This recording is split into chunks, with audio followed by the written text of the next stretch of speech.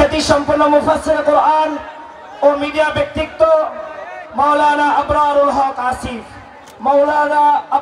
হক আসিফ, আমি হযরতকে তার মূল্যবান তাকরীর পেশ করার জন্য বিশেষভাবে অনুরোধ করছি। আমরা কেউ ঝামেলা না করি, স্টেজ থেকে আমাদের দাওয়াতি মেহমান বাদে সবাই নেমে যায়, আমরা স্টেজে কেউ ওঠার চেষ্টা করব না।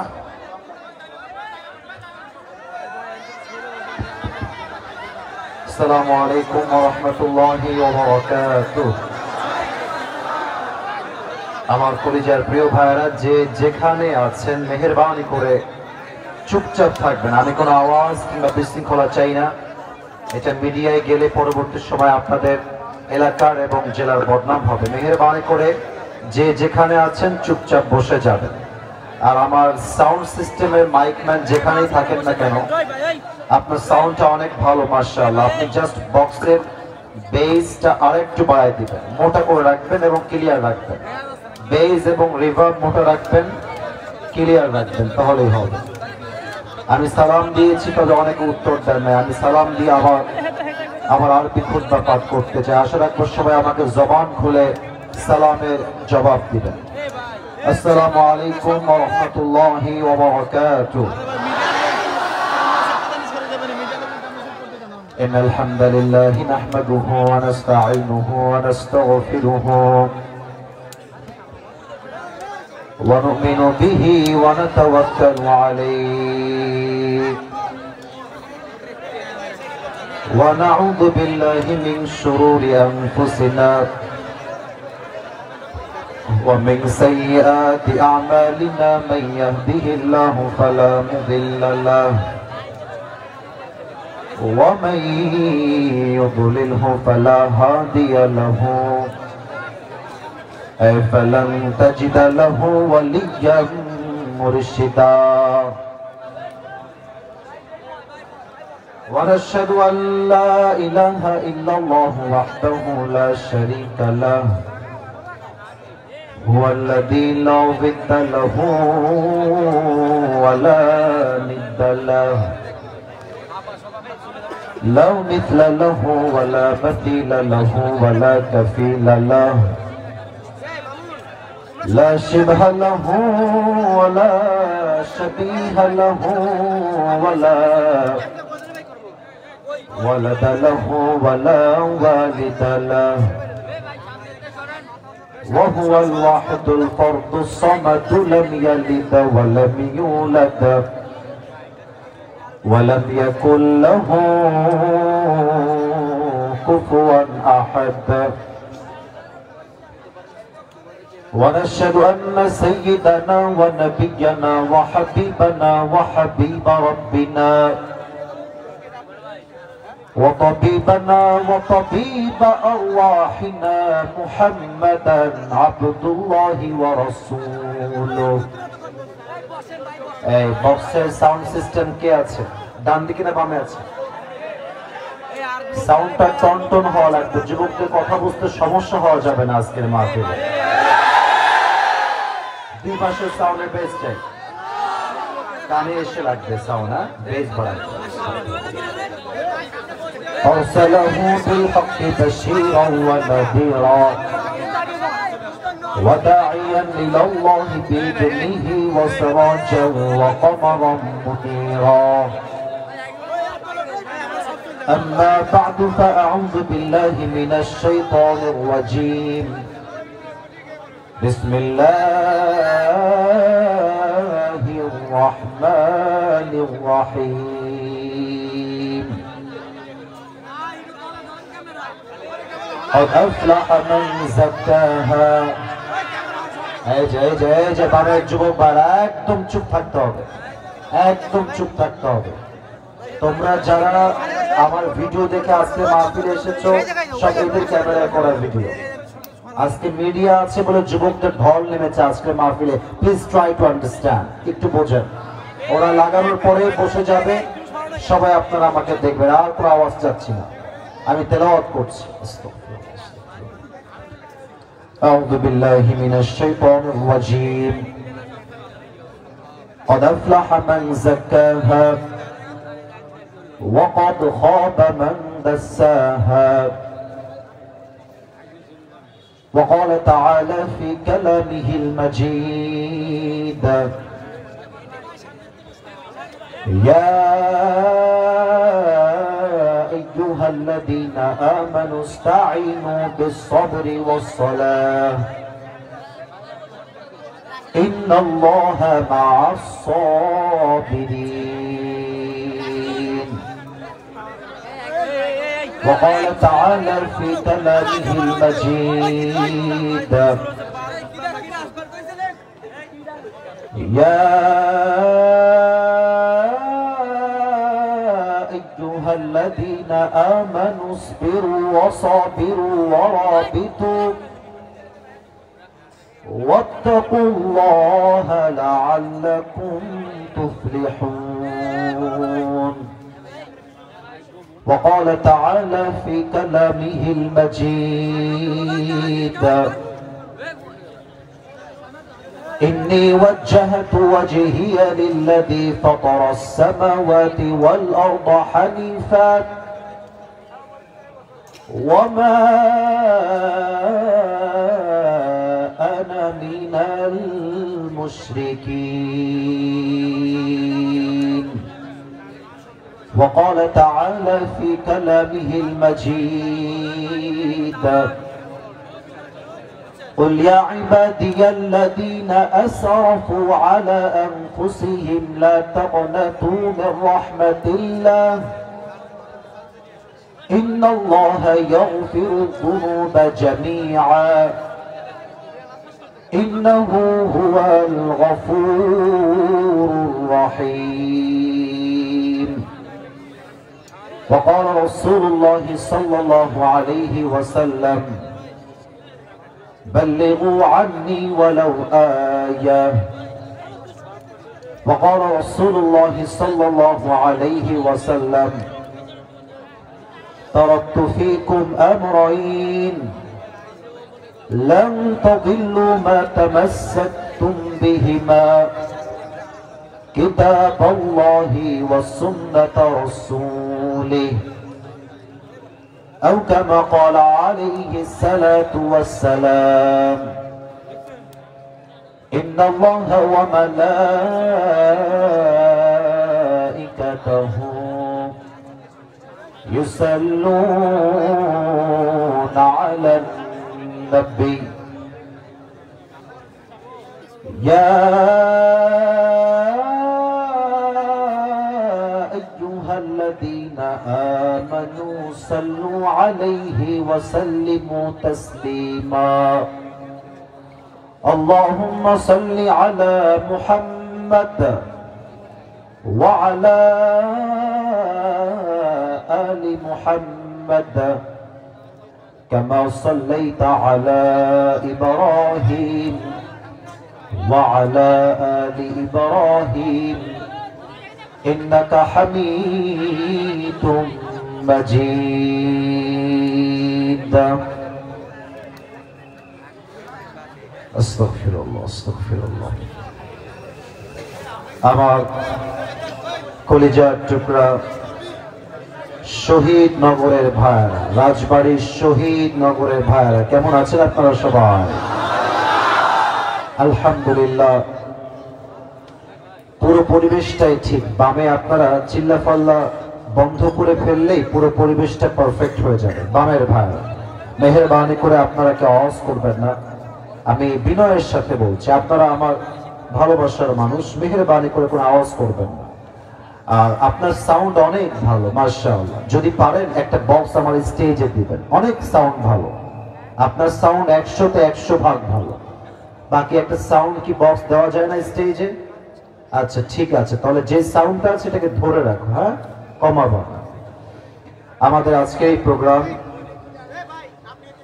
শহীদ নগর যুব সমাজ ও এলাকাবাসীর উদ্যোগে আয়োজিত আমাদের আজকের এই প্রোগ্রামে প্রধান অতিথি আছেন বীর মুক্তিযোদ্ধা মোহাম্মদ আবুল হোসেন খান সাবেক চেয়ারম্যান ইসলামপুর ইউনিয়ন পরিষদ স্যার কি এসেছেন কোথায় আছেন ও মাশাআল্লাহ মাশাআল্লাহ, আমার বামেই আছেন। আল্লাহ স্যারকে নেক হায়াত দান করো। পরের সবাই জবান খুলে আমিন। আমাদের আজকে এই প্রোগ্রামে আমার পূর্বে অনেকে কথা বলেছেন, আমরা দোয়া করি যারা কথা বলেছেন আল্লাহ সবাইকে ইসলামের একনিষ্ঠ দায়ী হিসেবে কবুল এবং মঞ্জুর করো। পরের সবাই আমিন। আমাদের আজকের এই প্রোগ্রামে সভাপতি রয়েছেন জনাব আব্দুল ওয়াহাব মোল্লা, সাবেক প্রধান শিক্ষক, শহীদনগর প্রাথমিক বিদ্যালয়। স্যার কি এসেছেন? কোথায় আছেন? মাশাআল্লাহ, স্যার বসেন, মেহেরবানি করে বসেন। আল্লাহ রাব্বুল আলামিন জনাব আব্দুল ওয়াহাব মোল্লা স্যারকে ইসলামের একজন একনিষ্ঠ খাদেম হিসেবে কবুল এবং মঞ্জুর করো। পরের সবাই আমিন। আমাদের মাহফিল পরিচালনা করেছেন আনিসুর রহমান লিটন সাহেব এবং প্রোগ্রামের সার্বিক সহযোগিতায় ছিলেন মোহাম্মদ আসিফ নেওয়াজ খান, যারা এই প্রোগ্রামকে বাস্তবায়ন করবার জন্য দিন রাত পরিশ্রম করেছেন, কষ্ট করেছেন। আমি সবার জন্য আমভাবে দোয়া করে দেই, আল্লাহ সবাইকে নেক হায়াত দান করো। পরের সবাই আমিন। আচ্ছা, একজন যুবক যে কন্টিনিউয়াসলি হোয়াটসঅ্যাপে যোগাযোগ করেছে, কথা বলেছে, সেই যুবকটা কি স্টেজে আছে? মাহফিলের ডেট নেওয়ার জন্য যে স্টেজে আছে? আপনি, আপনার নাম কি? রাসেল ভাই, অত্যন্ত ভদ্র, মারাত্মক ভদ্র ছেলে। আমার সহকারে আমাকে বলছে, হুজুর অনেক কমিটি আমি জীবন দেখেছি, বাট রাসেল ভাইয়ের মতো ভদ্র আমি খুবই কম দেখেছি। অত্যন্ত বিনয়ের সাথে অলওয়েজ আলাপ করেছে, কথা বলেছে। রাসেল ভাই শুধুমাত্র একা নয়, প্রত্যেকটা কমিটি মাথার ঘাম পায়ে ফেলে মাহফিলটাকে বাস্তবায়ন করেছে।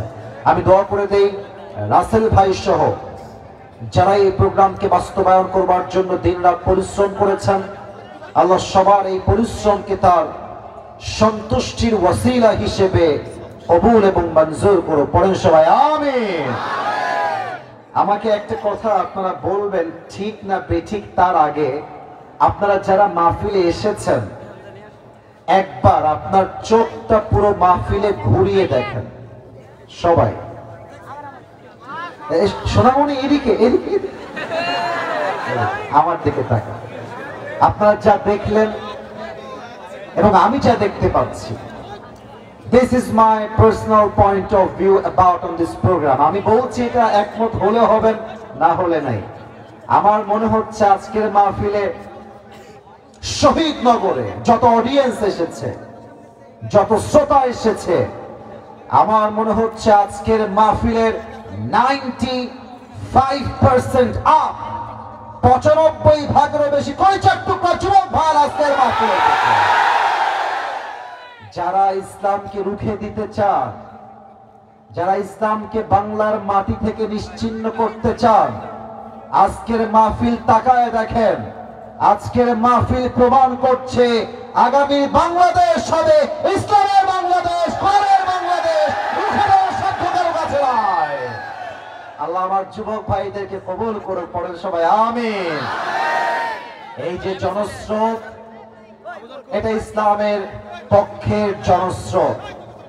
আমরা আগে দেখেছি 5 আগস্টের পূর্বে তাফসীর মাহফিলে প্রধান আলোচক আলোচনা করছেন, কোন একজন পাতি নেতা এসে, यार ये तो बहुत बड़ी मुसीबत हो गई, একটু মেহেরবানি করে।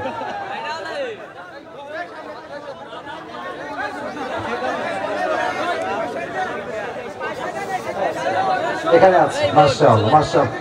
এখানে ভলান্টিয়ার্স লাগবে, এভাবে হবে না। আচ্ছা আচ্ছা, না না না না, আওয়াজ করা যাবে না। এরা আছে বলে আমরা আছি। না না, ওদেরকে ধমক দিবেন না, না না না না, ধাক্কা দিবেন না, খবরদার। যুবকদের কষ্ট দিবেন। আব্বা যান, এই যে স্যার, স্যারকে ডাকেন, স্যারকে ডাকেন, এখানে বসেন। না না না, ওদেরকে ধমক দেওয়া যাবে না, ওরা ভালোবাসার মানুষ। যুবকরা আছে বলে তো আজকে আমরা জিরো থেকে হিরো হতে পেরেছি। যুবক ভাইরা, ঠিক কিনা বলো?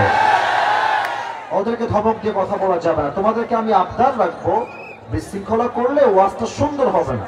এই জন্য বামের ভাইরা ঠিকঠাক হয়ে যাও, তাহলেই হবে। এটাই যথেষ্ট আমার জন্য। আমি ধমক দেওয়ার জন্য আসি নাই, আমি আমার ভয় দেখাবার জন্য, ভাব দেখাবার জন্য আসি নাই। মাথায় রাখতে হবে, অহংকার বেশি হয়ে গেলে পতনটা সুনিশ্চিত হয়ে যায়।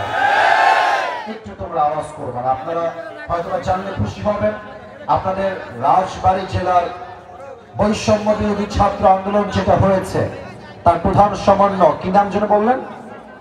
হাসিব। হাসিব ভাই কোথায় দেখি তো, কোথায় আছে? এদিকে আসো, আসেন এদিকে আসেন। কোথায়? মাশাআল্লাহ। আপনার নাম কি ভাইজান? হাসিব ভাইজান। আল্লাহ রাব্বুল আলামিন ভাইকে নেক হায়াত দান করুন। পরের সবাই আমিন। একটু সাইডে যান, ভাই কার পাশে দেন। ভাই আপনি এখানে বসেন। আপনারা আন্দোলন করেছেন বিধায় আজকে আমরা তাফসীর মাহফিলে স্বাধীনভাবে কথা বলতে সক্ষম হয়েছি।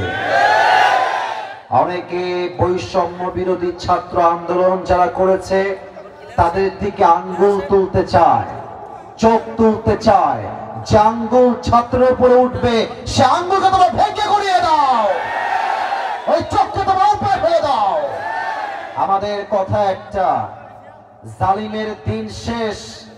আগামীর বাংলাদেশ হবে এমন একটা বাংলাদেশ যেই বাংলাদেশের প্রধানমন্ত্রী কোনো নারী নয়, যেই দেশের প্রধানমন্ত্রী হবে একজন পুরুষ যুবক ভাড়া।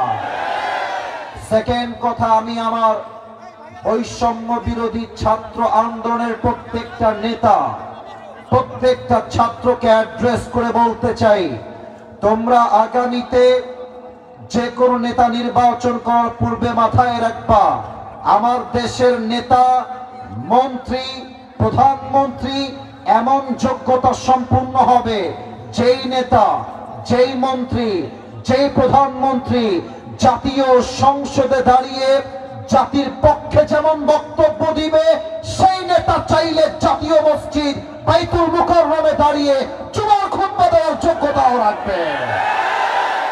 এমন নেতা যদি আগামী বাংলাদেশে তৈরি হয়ে যায়, বাংলার মাটির থেকে সুদ বন্ধ হয়ে যাবে, ঘুষ বন্ধ হয়ে যাবে, ডাকাতি বন্ধ হয়ে যাবে। ঠিক কিনা বলে? এবার আমাকে আমরা সবাই মিলে জবান খুলে আপনারা আমাকে উত্তর দিবেন, এক বাক্যে বলবেন, আগামীতে এই দেশে কোরআন দিয়ে সংবিধান কায়েম হবে, এটা আমরা সবাই চাই কি চাই না? আগামীর বাংলাদেশ সংবিধান চলবে কোরআন দিয়ে, পুরো দেশটা ইনসাফ কায়েম হবে ইসলাম দিয়ে, আমরা সবাই চাই কি চাই না? আয় আল্লাহ, আমাদের এই বাংলার জমিনকে তুমি ইসলামের জমিন হিসেবে, এ বাংলার মাটিকে তুমি ইসলামের মাটি হিসেবে কবুল এবং মঞ্জুর করো না। পড়েন সবাই আমিন। তবে আমার বিশ্বাস আপনাদের অনেক ছাত্র শহীদ হয়েছে, বুকের তাজা রক্ত দিয়েছে। আমি একটা নাম উল্লেখ না করে পারছি না, আমাদের সকলের কলিজার টুকরা যুবক যে প্রথম শহীদ হয়েছিল তার নাম শহীদ আবু সাইদ। সে তার দুই হাতকে এমন করে পেতে দিয়েছিল আর সে প্রমাণ করেছিল মুসলমান বাঁচলে কাপুরুষের মতো নয়, মুসলমান বাঁচে বীর পুরুষের মতো। শহীদ আবু সাইদ যেমন তার বুকের তাজা রক্ত দিয়ে শহীদ হয়েছে, আমার ভাই আমাকে বললেন তিনজন এখান থেকেও শহীদ হয়েছে। অতএব এই শহীদের রক্ত বৃথা যাবে না। আগামীতে এই বাংলার মাটিতে ইসলামের পতাকা পক পক করে উড়াই দিবে একজন। আওয়াজ দিয়ে বলেন সবাই, তিনি কে? কোন একদিন এদেশের আকাশে কালেমার পতাকা দুলবে, সেদিন সবাই খোদাই বিধান পে দুঃখ বেদনা ভুলবে। ঠিক কিনা বলে? সেদিন আর হবে না হাহাকার,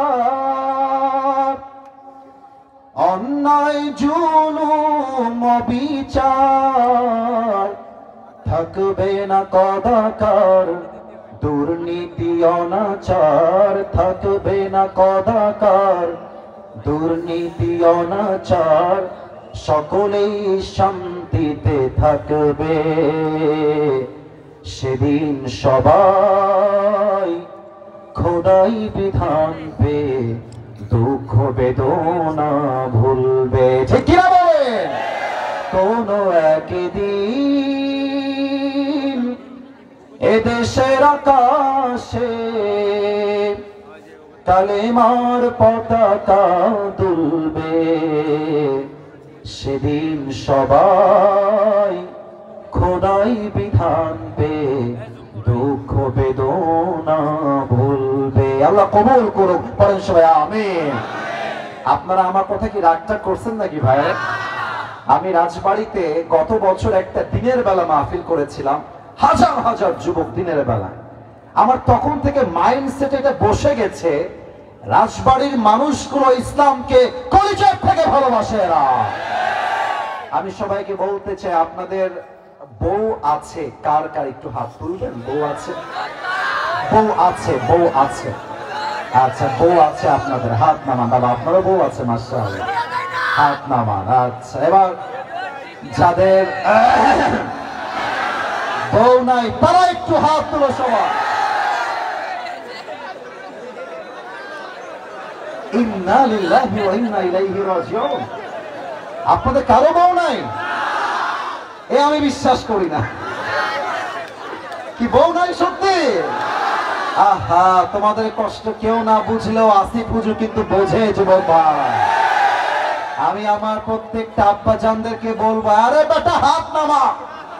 আমি আমার আব্বা জানদেরকে বলবো, আব্বা জান আপনার ছেলের শীত দূর হবে কম্বল দিয়ে না, ল্যাপ দিয়ে না, একমাত্র বউ দিয়ে যুবকদের শীত দূর হবে।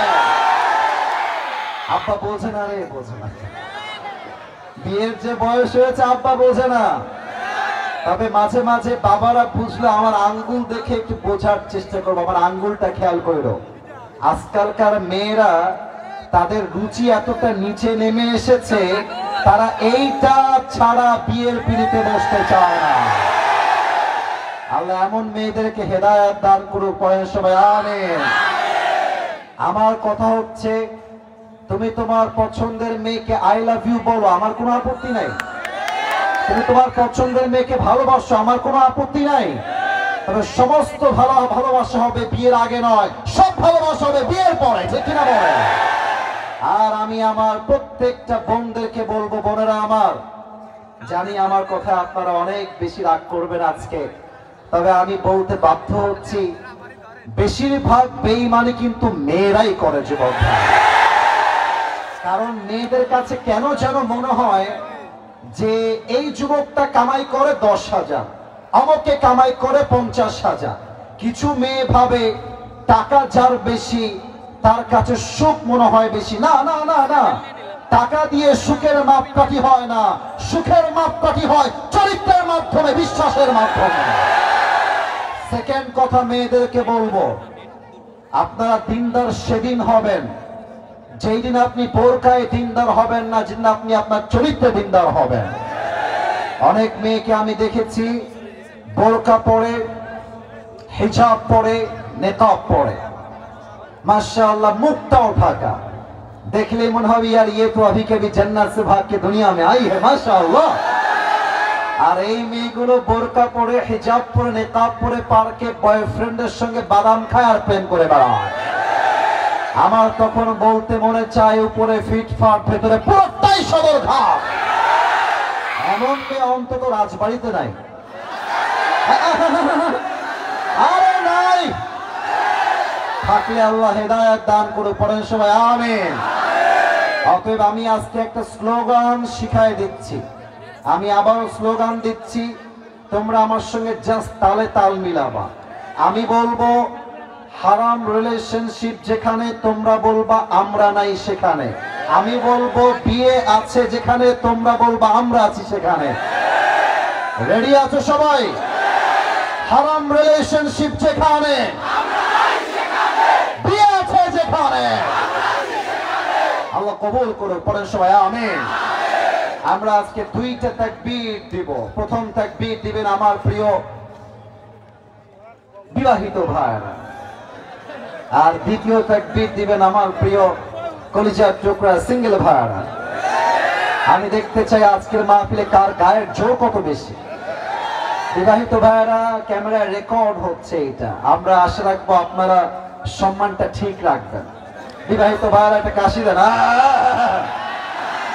মাশাআল্লাহ। বিবাহিত ভাইদের পক্ষ থেকে আমি আমার প্রিয় ভাইকে বলবো, আপনি তাকবীরটা দেন। আপনি নারায়ে তাকবীর বলবেন, বিবাহিতরা তাকবীর দিবে। দাঁড়ান, আমার দল ভারী করলাম, সমস্যা নাই, তাকবীর দেন, নারায়ে তাকবীর বলবেন।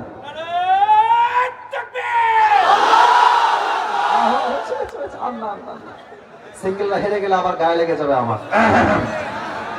সিঙ্গেলরা তোমরা এটা কাশি দাও।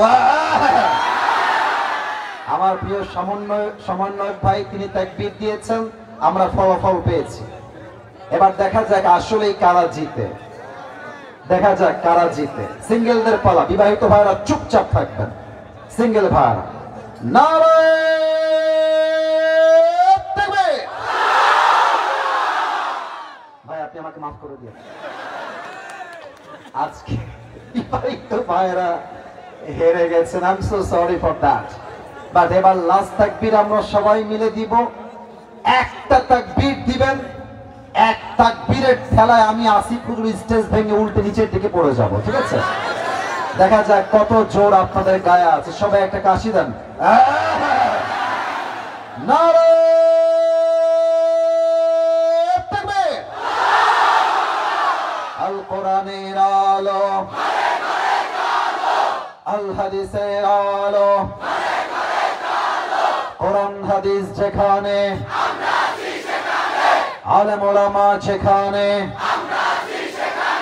রাজবাড়িবাসী যেখানে। আপনাদের স্লোগানের যে সাউন্ড আমি শুনতে পেলাম, এটা আমি মন প্রাণ খুলে বলতে পারছি সাহস করে। আমার সামনে যারা এসেছে একটাও বিড়ালের বাচ্চা নয়, সব সিংহের বাচ্চাগুলো আমার সামনে বসে আছে।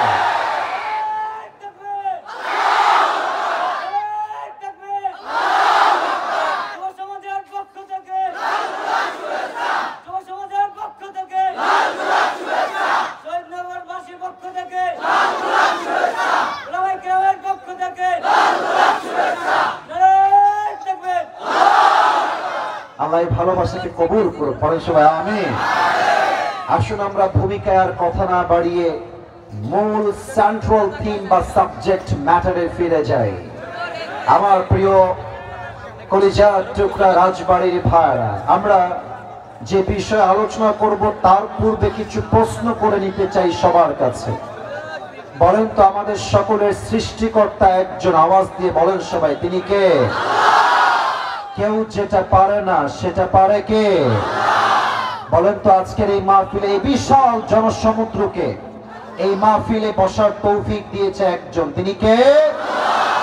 এবার আমাকে উত্তর দিবেন জবান খুলে, দিল খুলে। আমরা যারা আজকে এই মাহফিলে অ্যাটেন্ড করেছি, those who are present here, যারা আমরা উপস্থিত আছি, একটু মন থেকে বলবেন তো সবাই, কেউ যেন বাদ পড়ে না যায়। আমার মায়েরা উত্তর দিবেন, তবে আওয়াজ দিয়ে নয়, মনে মনে। আমাকে বলেন তো আপনারা সবাই, আমরা কি আল্লাহর কাছে সবচেয়ে প্রিয় বান্দা হতে চাই কি চাই না? মাশাআল্লাহ, কলিজা ভরে গেল। আরেকবার, আল্লাহর কাছে প্রিয় বান্দা হতে চাই কি চাই না? আল্লাহর কাছে সবচেয়ে তার প্রিয় বন্ধু হতে আমরা সবাই চাই কি চাই না? আজকে আলোচনার সেন্ট্রাল থিম বা সাবজেক্ট ম্যাটার হলো how can we get closer to Allah subhanahu wa ta'ala? আমরা রবের সবচেয়ে কাছের এবং প্রিয় বান্দা কেমনে হতে পারি? কোরআন কি বলেছে, হাদিস কি বলেছে, এটা আমরা আজকে জেনে যাব। আমরা একেবারে মাথায় রাখবো, তাফসীর মাহফিলটা বেশি রাত পর্যন্ত হওয়া জরুরি নয়। আজকের মাহফিলের যারা কমিটি বৃন্দ আছে সবাইকে আমি একটা লম্বা ফর্ম দিয়েছি। ফর্মে উল্লেখ করা আছে যে আসিফ হুজুর 1 ঘন্টা আলোচনা করবেন, কারণ আমি বিশ্বাস করি রাত জেগে মাহফিল শোনার চাইতে ফজরের নামাজটা জামাতে পড়া 1000 গুণ বেশি উত্তম রাজবাড়ির ভাড়া। তা আমি জাস্ট 12টা পর্যন্ত ওয়াজ করবো। আমার ওয়াজ শুরু হয়েছে ঠিক 10:40 কেউ যদি এই ওয়াজের মাঝে উঠে যায়, নিজ দায়িত্বে লুঙ্গিটা টান দিয়ে ধরে বসায় দিবেন। তবে খেয়াল রাখবেন লুঙ্গি যেন খুলে না যায়। আল্লাহ সবাইকে দোয়া করে যাওয়ার তৌফিক দান করে, পড়েন সবাই আমিন। আপনারা হয়তো বা নাম শুনেছেন, পাকিস্তানের একজন টপ ফেমাস স্কলার, তার নাম হলো মাওলানা তারিক জামিল। নাম শুনেছেন আপনারা সবাই? মাশাআল্লাহ। দেখবেন যে সাদা পায়জামা, সাদা পাঞ্জাবি আর অলওয়েজ সাদা পাগড়ি তিনি পরিধান করেন। সেদিন আমি একটা ইউটিউবে তার লেকচার শুনছিলাম। লেকচারের থাম্বনেইল ছিল আল্লাহ সে দোস্তি কেসে করে, আল্লাহর সঙ্গে বন্ধুত্ব আমরা কেমনে করব। আমি জাস্ট প্লে করলাম ভিডিওটা। ওনার প্রথম কথা যেটা উনি বললেন, এটা আমার কলিজায় গিয়ে আঘাত করেছে। আমি জাস্ট তারিক জামিলের কথাটা প্রথমে উর্দু ভাষায় কোট করছি, then I will translate in Bangla, তারপর আমি বাংলায় তর্জমা করে দিব আমার প্রিয় রাজবাড়ির ভাইরা। উনি বলেন, जिसे अल्लाह मिला और दुनिया में उसे कुछ भी ना मिला, फिर भी उसे सब कुछ मिला, और जिसे अल्लाह ना मिला और दुनिया में उसे सब कुछ मिल गया, फिर भी दर हकीकत उसे कुछ भी ना मिला। এর অর্থ হলো যে আল্লাহকে পেল আর দুনিয়ার কিছুই সে পেল না, তবুও যেন সে সবকিছু অর্জন করতে পারল। আর যে আল্লাহকে পেল না আর দুনিয়ার সবকিছুই তার হাতের মুঠোয়, টাকা আছে, বাড়ি আছে, বউ আছে, অর্থ আছে, সম্পদ আছে, বাট যে বান্দা আল্লাহর বন্ধু হতে পারে নাই, সে সবকিছু পেয়েও যেন কিছুই অর্জন করতে পারে নাই। ঠিক কিনা বলে? আসুন আমরা আল্লাহকে পাওয়ার জন্য কি কি আমল করব কোরআন থেকে হাদিস থেকে আমরা জেনে নেই। এই যে সোনামণি, সোনামণি বসো বসো বসো বসো, খবরদার উঠে যেও না। আমি আসিফ হুজুর, এটাই রাজবাড়ির প্রথম মাহফিল, এটাই আমার শেষ মাহফিল, এটাই প্রথম, এটাই শেষ। শত শত কল রাজবাড়ির থেকে, ডেট জাস্ট একটাই রেখেছি, এটাই সেই ডেট। যদি আপনারা উঠে যান ওয়াজ শেষ না করে, বুঝে ফেলবো রাজবাড়ির ভাইয়ারা কোরআনকে আসলে ভালোবাসে না। আর যদি জাস্ট একটা ঘন্টা সময় দেন, এটাই প্রমাণ করবে রাজবাড়ির সন্তান সব কোরআন প্রেমিক সন্তানেরা। Last warning for everyone, don't go anywhere from this place. কেউ কোথাও যাবেন না। আমার আঙ্গুল দেখেন, দেখি সংখ্যা বলেন তো কয়টা আঙ্গুল এখানে আছে? মাশাআল্লাহ মাশাআল্লাহ। আরেকবার কোন সবাই, কয়টা? 7টা। আজকে আমরা আল্লাহকে পাওয়ার জন্য কোরআন থেকে হাদিস থেকে 7টা আমল রেফারেন্স ভিত্তিক জেনে নিব। 1 নাম্বার শুরু করছি আল্লাহর নামে। 1 নাম্বার আমল হলো, যেই বান্দা আল্লাহ রাব্বুল আলামিনের সবচেয়ে নিকটতম বান্দা হতে চায়, প্রথম কাজ হলো আত্মার পরিশুদ্ধি করতে হবে। 30 নাম্বার পারা সূরাতুল আলার ভিতরে আল্লাহ তাআলা বলেছেন, বান্দা শোনো শোনো, কদ আফলাহা মান তাযাক্কা, আমার কাছে সফল বান্দা সে নয় যে বিশাল বড় টাকার মালিক, আমার কাছে সফল বান্দা সে নয় যে বিশাল ক্ষমতার মালিক, আমার কাছে সফল বান্দা হলো সেই বান্দা যেই বান্দা তার আত্মার পরিশুদ্ধি করেছে 1 সপ্তাহের জন্য। আওয়াজ দিয়ে বলেন সবাই, তিনি কে? আত্মার পরিশুদ্ধি লাগবে 1 নম্বর আমল। তবে আপনারা এখনো এই পয়েন্টটা পরিপূর্ণ বুঝবেন না, একটা ঘটনা আমি যদি উল্লেখ না করি। ঘটনা আমি বলবো এই মুহূর্তে, তবে একটা প্রশ্ন উত্তর সবার থেকে জানতে চাই, দেখা যাক কে পারে উত্তর দিতে। একজন ব্যক্তি যিনি কোনো নবী ছিলেন না, তবে তার গাইডলাইন, তার ইনস্ট্রাকশন, তার দিক নির্দেশনা, তার নসিহত আল্লাহর কাছে এতটা পছন্দ হয়েছে যে আল্লাহ রাব্বুল আলামিন তার নামে একটা সূরা কোরআনে নাজিল করে দিয়েছেন। বলেন তো সেই ব্যক্তির নামটা কি? মাশাআল্লাহ, সূরা লোকমান। নাম হলো লোকমানে হাকিম। রাজবাড়ির ভাইরা, আমি এবার নাম জিজ্ঞেস করব, সবাই এক বাক্যে নামটা বাঘের কণ্ঠে উচ্চারণ করবেন। বলেন তো সেই ব্যক্তির নাম কি? কথা কও তোমরা সবাই, বলো নামটা কি? লোকমান হাকিম। আমি যে ঘটনা বলবো আগে দলিলটা দিয়ে দেই, এই ঘটনা এসেছে কোথায়। গ্রন্থের নাম হলো ইবনে জারীর আত-তাবারী। গ্রন্থের লেখক লিখেছেন, লোকমান হাকিম ছিলেন পেশায় একজন রাখাল বা দাস, গোলাম। রাখাল ছিলেন তিনি, ছাগল চড়িয়ে খেতেন।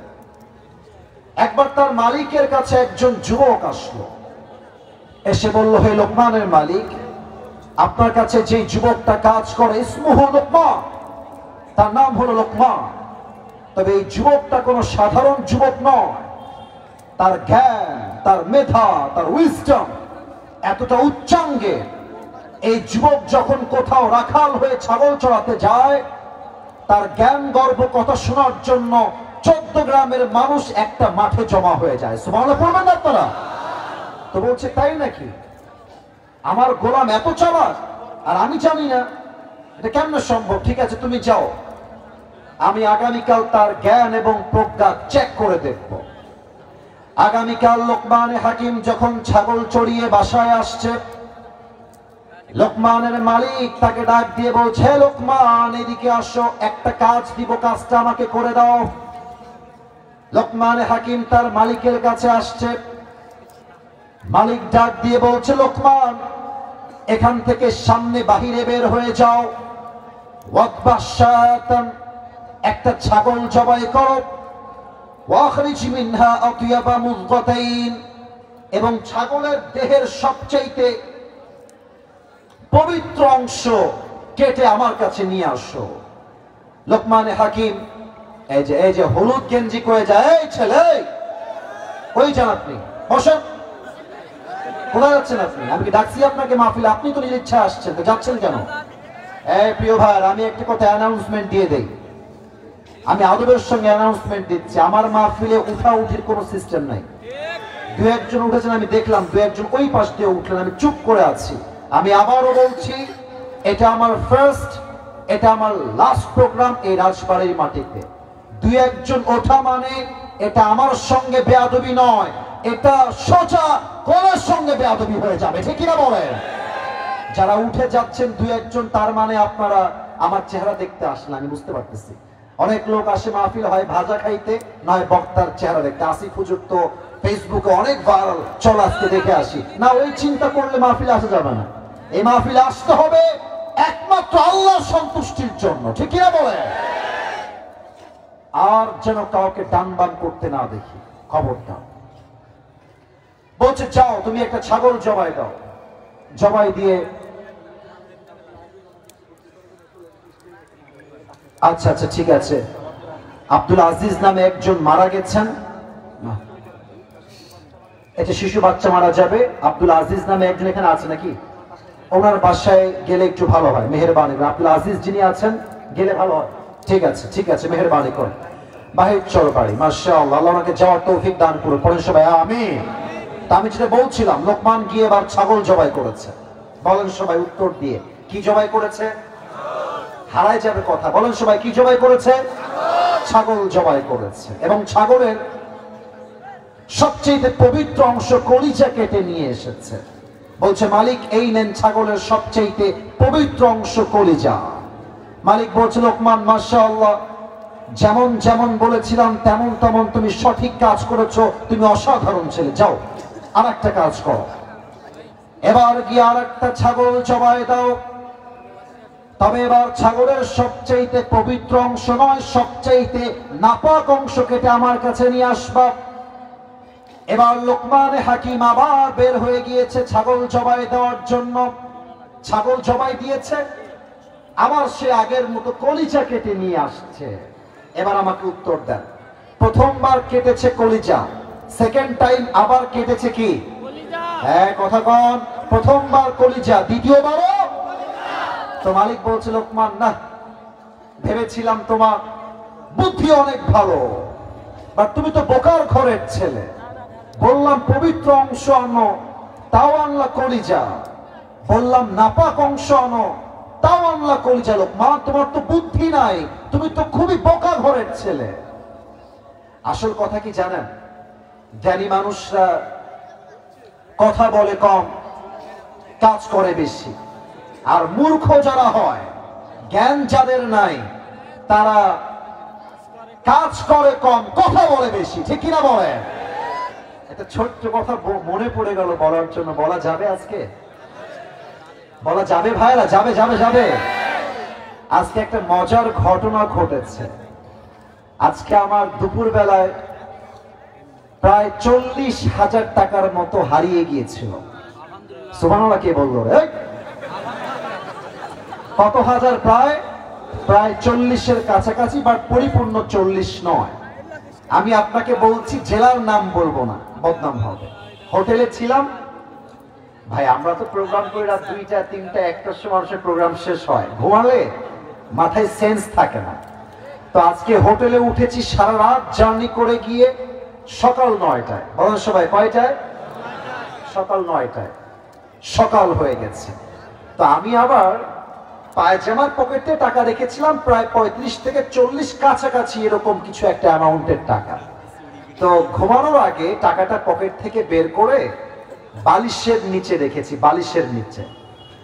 তো ঘুম থেকে উঠেছি, জোহরের নামাজ পড়েছি, বের হয়ে গিয়েছি বাহিরে দুপুরের লাঞ্চ করার জন্য।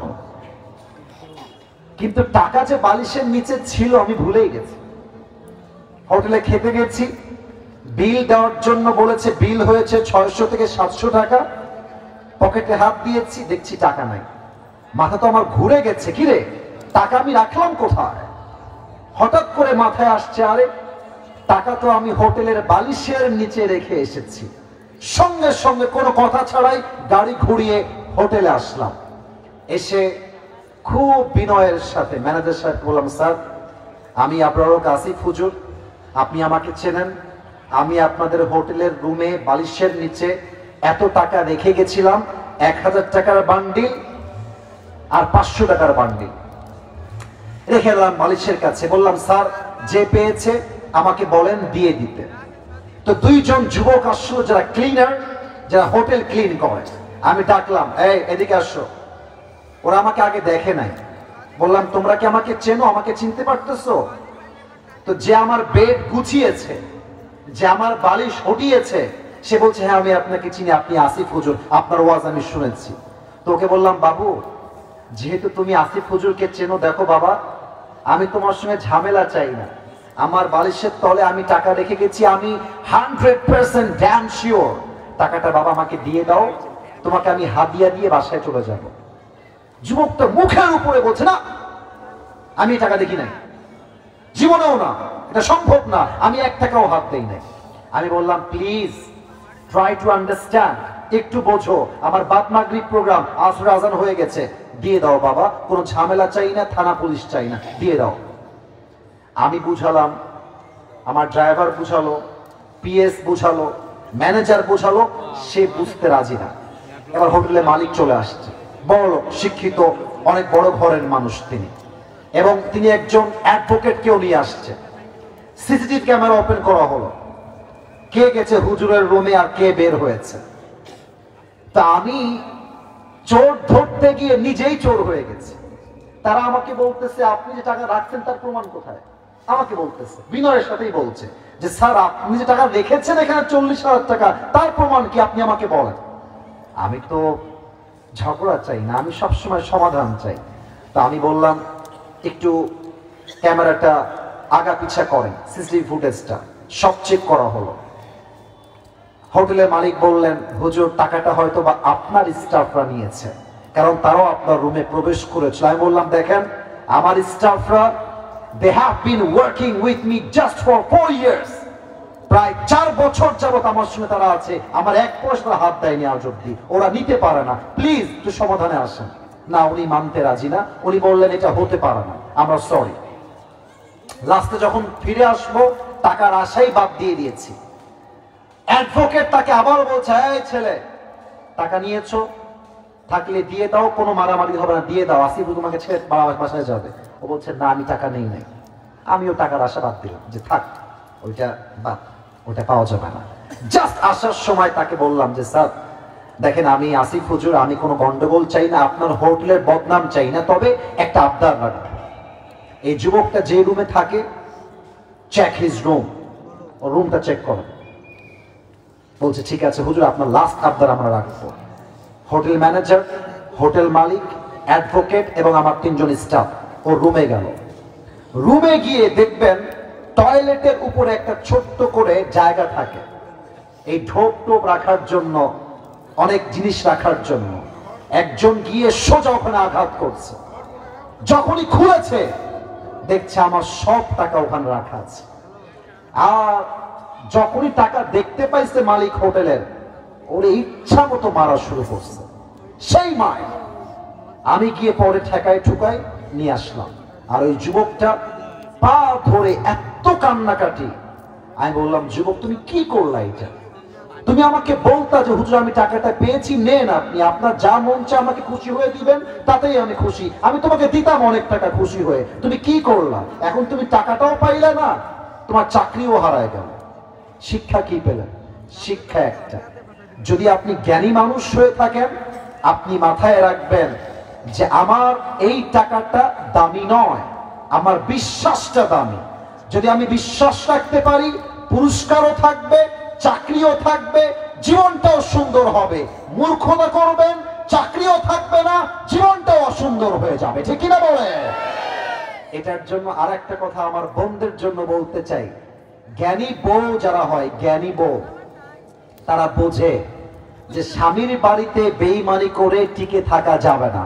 অনেক প্রবাসীর বউ আছে, এটা আমার এলাকার ঘটনা বলছি, স্বামী বিদেশ থেকে টাকা পাঠায় প্রত্যেক মাসে লাখ লাখ টাকা, সেই টাকা 10 মাস জমিয়ে 10 লাখ টাকা নিয়ে বাড়ি থেকে উধাও হয়ে গেছে।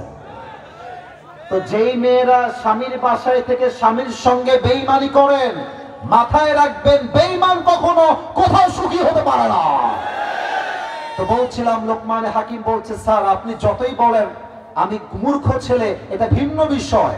আসল বিষয় হলো প্রত্যেকটা মানুষের যে একটা গোশতের টুকরা থাকে, এইটা যখন পবিত্র থাকে পুরো দেহটাই পবিত্র থাকে। এইটা যখন নষ্ট হয়ে যায় পুরো দেহটাই নষ্ট হয়ে যায়। আলা ওয়াহিয়াল কলব, এটার নাম হচ্ছে মানুষের আত্মা। তার প্রমাণ দেখেন, 5 আগস্টের পূর্বে যত নেতা ছিল, নেতারা দেখতে উপরে প্রচুর পরিমাণে ফিটফাট ফাট, এক ওয়াক্ত নামাজও পড়তে চায় না। নেতার নামে স্লোগান দেয়, আমার নেতার চরিত্র ফুলের মতো পবিত্র, নেতা সাহেব নামাজ পড়েন এক ওয়াক্ত। ঠিক কিনা বলে? আপনাদের এই যে বগুড়া, আপনারা হয়তো বা চিনবেন বজলুর রশিদ হুজুর, নাম শুনছেন? হ্যাঁ, এই যে মাশাআল্লাহ সবাই চিনে, মুরব্বী হুজুর। উনি আপনাদের আশেপাশে কোথাও ওয়াজ করতে আসছিলেন, রাত বাজে 11:30। নেতা আসছে 5 আগস্ট। এই যে কত মনোযোগ, মাশাআল্লাহ, 5 আগস্ট আগের কথা। আমি তো ওয়াজ করছি, মাশাআল্লাহ, যদি কোনো বাপের বেটা থাকেন আমাকে বাধা দিবেন, আসেন আসেন। এখন ওই দিন নাই, এখন যে বাধা দিবে তার পিঠের চামড়া একটাও থাকবে না রাজবাড়ি ভাই। তো নেতা এই পাশ দিয়ে আসছে, আর নেতার কয়েকটা চামচা আছে, ওয়াজের মাঝে স্লোগান দিচ্ছে, আমার নেতারা কোনো শুভেচ্ছা স্বাগত। হুজুর তো ওয়াজই থামাই দিয়েছে, এসে বলছে আমাদের নেতা কথা বলবে, হুজুর আপনি এখনই মাইকের ওয়াজ বন্ধ করেন। হুজুর ওয়াজ বন্ধ করে দিয়েছে। নেতা এবার হ্যান্ড মাইক, এটা আমার হাতে হ্যান্ড মাইক, জাস্ট বোঝার ট্রাই করেন, অভিনয় করছে বোঝাবার সাথে। নেতা সাহেব হ্যান্ড মাইকটা নিয়ে সালাম কালাম কিছু নাই, প্রিয় ভাইরা আমার, নামাজ নামাজ নামাজ নামাজ ছাড়া জীবনে কোনো গতি না। কথার আগেও নামাজ, মাঝেও নামাজ, শেষেও নামাজ। হুজুর বলছে, মাশাআল্লাহ, এই নেতা তো এখনই জান্নাত থেকে দুনিয়াতে পালায় আসছে, মাশাআল্লাহ, এত ভালো নেতা আমি জীবনেও দেখি নাই। নেতা সাহেব আওয়াজ করে ডান দিক দিয়ে নেমে গেছে। হুজুর ছিলেন বড্ড চালাক মানুষ, নেতার একজন চামচা হুজুরের ডান পাশে ছিল, বলছে, এই বেটা এদিকে এদিকে। তো কানে কানে বলছে, এই তোদের নেতা যেই পরিমাণ নামাজ নিয়ে ওয়াজ করলো, আমার তো মনে হচ্ছে তোদের নেতা কমপক্ষে 70 থেকে 80 রাকাত তাহাজ্জুদ তো কনফার্ম পড়ে। তো এটা রাজশাহীর বগুড়ার ভাষা, আপনারা আবার রাগ করবেন না। ওই নেতার চামচা হুজুরে কানে কানে বলছে, হুজুর 80 রাকাত তাহাজ্জুদ, এর সঙ্গে আমি 5 দিন ধরে একসাথে আছি, এই শালা এক ওয়াক্ত নামাজে পড়ে না। তার মানে কি মেসেজ পেলেন? যার আত্মা নষ্ট, সে যতই বড় আমি ভালো নেতা, নামাজ পড়ো নামাজ পড়ো, যতই তার বাহ্যিক সুন্দর হোক, তার আত্মা নষ্ট, সে মানুষটাই নষ্ট। ঠিক কিনা বলে? আত্মার পরিশুদ্ধি করতে হবে। এই আত্মা হচ্ছে মোট 3 প্রকার। আমার আঙ্গুল দেখে বলবেন, আত্মা মোট কয় প্রকার? এক হচ্ছে সুস্থ, বলেন 1 নাম্বার। 2 নাম্বার অসুস্থ, বলেন সবাই 2 নাম্বার। এই তোমাদের আওয়াজ নাই, বলেন সবাই 2 নাম্বার। 3 নাম্বার মৃত। 3 নাম্বার সুস্থ আত্মা কাকে বলে? হিংসা নাই, বিদ্বেষ নাই, অহংকার নাই। আমাদের দেশে হুজুরদের মাঝে যেই পরিমাণ হিংসা আছে, সাধারণ যুবকদের মাঝে সেই পরিমাণ হিংসা নাই। এই যে আপনারা সবাই নাম শুনেছেন ডক্টর মিজানুর রহমান আজহারি হুজুর, আমি তো বলি এটা একটা বাংলাদেশের জন্য বড় রত্ন এবং ব্র্যান্ডের নাম আজহারি হুজুর, ঠিক কিনা বলেন? আপনারা এখানে অনেক বিএনপির লোক থাকতে পারেন, আমি মাফ চাচ্ছি ভাই, আমি আপনাদেরকে অসম্মান করি না, বিএনপির ভাইয়েরা আমাদের ভালোবাসার মানুষ। তবে বিএনপির একজন নেতা দেখলাম সেই দিন আজহারি সাহেবকে বলছেন আজহারি মাঝহারি। নেতা সাহেব, আপনাকে এতটুকু বলবো, বাংলাদেশের মানুষ যেমন ভালোবাসতে পারে তেমন জুতার পিটাও করতে পারে, খুব মাথায় রাখবেন এটা। বিএনপি বুঝি না, আওয়ামী লীগ বুঝি না, জাতীয় পার্টি বুঝি না, যারা আলেমদের কিনে কটূক্তি করবে তাদের সঙ্গে আমাদের কোনো বন্ধুত্বই থাকতে পারে না, ঠিক কিনা বলে? তো বিএনপির ভাইরা যারা আছে তাদেরকে আমি ভালোবাসি, আমি আপনাদেরকে বলবো আপনারা আমার আজহারি হুজুরকে নিয়ে বাজে কথা বলবেন না। মাথায় রাখবেন আজহারির মতো বড় আলেম এবং ফেমাস স্কলার পৃথিবীর কোথাও নাই, কারণ সে যেখানেই যায় 10 লক্ষ 20 লক্ষ মানুষ একটা মাঠে জমা হয়ে যায়, ঠিক কিনা বলে? অতএব হিংসা করে লাভ নাই, আত্মাকে শুদ্ধ করেন, হাতে হাত রাখেন। সুন্নি নাই, আলিয়া নাই, কওমিয়া নাই, জামাত নাই, হেফাজত নাই, চরমনা নাই, শর্ষিনা নাই, জাতীয় পার্টি নাই, বিএনপি নাই, আওয়ামী লীগ নাই, জামাত ইসলাম নাই। আমার প্রথম পরিচয়, আমি মুসলমান ঘরের সন্তান। এই স্লোগান দিয়ে সামনে আগাইতে হবে। যারা মাঝে মাঝে লাইভে এসে বক্তব্য দিয়ে দেশের গতি আবার দখল করতে চায়, তাদেরকে 1 লাঠি দিয়ে মামুর বাড়ি আবার দিল্লি ভাগতে আমরা বাধ্য করব। আল্লাহ আমাদের সবাইকে আত্মার পরিশুদ্ধি করার তৌফিক দান করুক, পড়েন সবাই আমিন। এবার সবাই 2টা হাত তোলেন, সবাই মেহেরবানি করেন, মেহেরবানি করেন। মাশাআল্লাহ, মাশাআল্লাহ। পুরো মাঠের আনাচে কানাচে আমার যুবক ভাইরা ভরে আছে। সবাইকে একটা ওয়াদা করাতে চাই, একটু কাশি দেন সবাই। মাশাআল্লাহ। আপনারা একটু আমাকে ওয়াদা দিবেন কলিজার থেকে, বলেন সবাই হুজুর। और भी जोर से बोलो, বলেন সবাই হুজুর।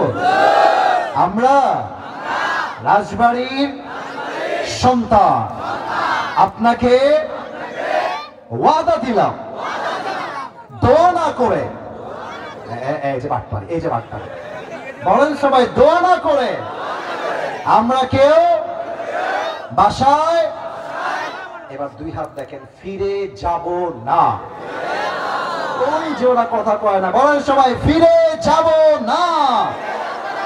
বলেন সবাই জবান খুলে ইনশাআল্লাহ। কেন ওয়াদা করালাম? কারণ হচ্ছে দেখেন ভাই, আমি যদি এখন স্টেজ থেকে নেমে গিয়ে কয়েকজনের পকেট চেক করি, এখনই তার পকেট থেকে বিড়ির প্যাকেট বের হবে এবং তারা মাহফিল শেষ করে বিড়ি টানতে টানতে বাসায় যাবে। আপনি দেখবেন চায়ের দোকানে বসে 3 ঘন্টা ফাউল আলাপ মারে, কোনো সমস্যা নাই। চায়ের দোকানে বসে ছবি দেখে, চাচা হেনা কোথায়, বাড়ি ঘর, এগুলো দেখতে সময় পায়। বা তাফসীর মাহফিল 1 ঘন্টা তাফসীর শুনতে তারা সময় পায় না, ঠিক কিনা বলে? এই ভণ্ডামি আজকে চলবে না। দোয়া করে আমরা বাসায় যাব, রাজি আছেন তো সবাই ইনশাআল্লাহ? আল্লাহকে পাওয়ার জন্য 2 নাম্বার আমল হলো আব্বা আম্মার দোয়ার প্রয়োজন।